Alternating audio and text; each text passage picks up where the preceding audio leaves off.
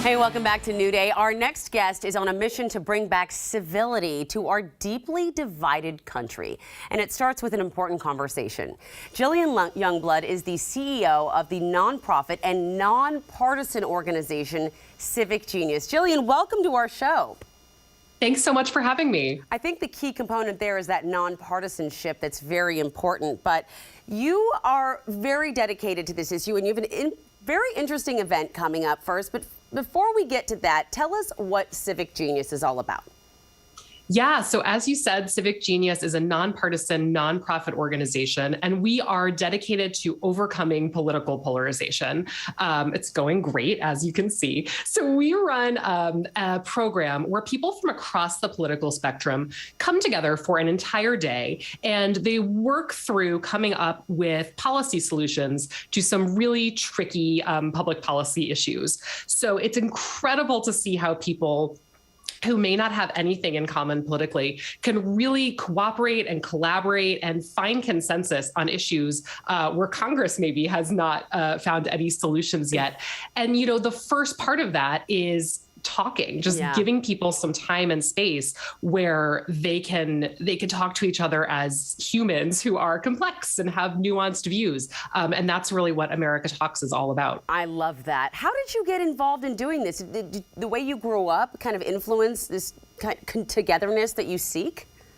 Yeah, absolutely. So I'm a former Capitol Hill staffer. And although you don't necessarily think of Washington, D.C. as a place where people go to find consensus and solve problems lately, I met so many people during my time in D.C. who were there for the right reasons, who really did want to find solutions to these big problems that we're facing.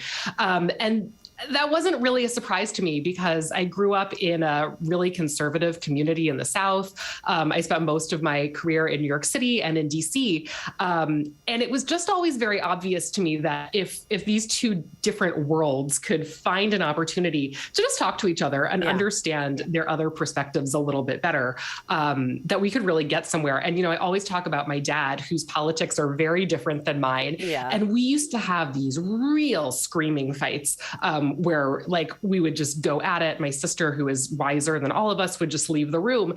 And then after we got through all of this frustration, we would realize we agreed on like 70% of whatever we were talking about. That is what I have noticed a lot. Is it seems more often than not, and maybe you can attest to this too. It sounds like that's what you're saying, is that people tend to have more in common when it comes to policy than they think they do, right? Yes, it's so true. And there is a ton of research to back that up. When you're able to get people in an environment where they're actually talking about what the problem is and what specific things we can do to make that problem better, to solve it, it's so different than if our social media avatars are, you know, going at it on Twitter or on Facebook or something. And it's really easy to get locked into your own talking points. And it's easy to forget that you don't know everything about every topic, and that's fine. So having this opportunity to hear other people's lived experiences and perspectives is so powerful and makes you realize, as you said, that people have a lot more in common than they realize. So if they do have this in common, where does the polarization come from then? Where does it start?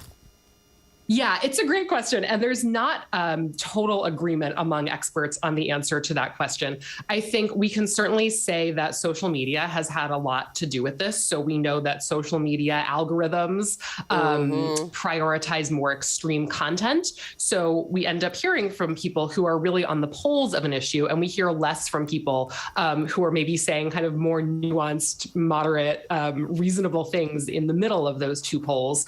I think we've seen this for decades, coming from cable news, coming from more partisan media. And then there's just the fact that Americans have really self-sorted into different communities. So we see people actually looking at the way that a community voted in a presidential election when they're deciding where they want to live.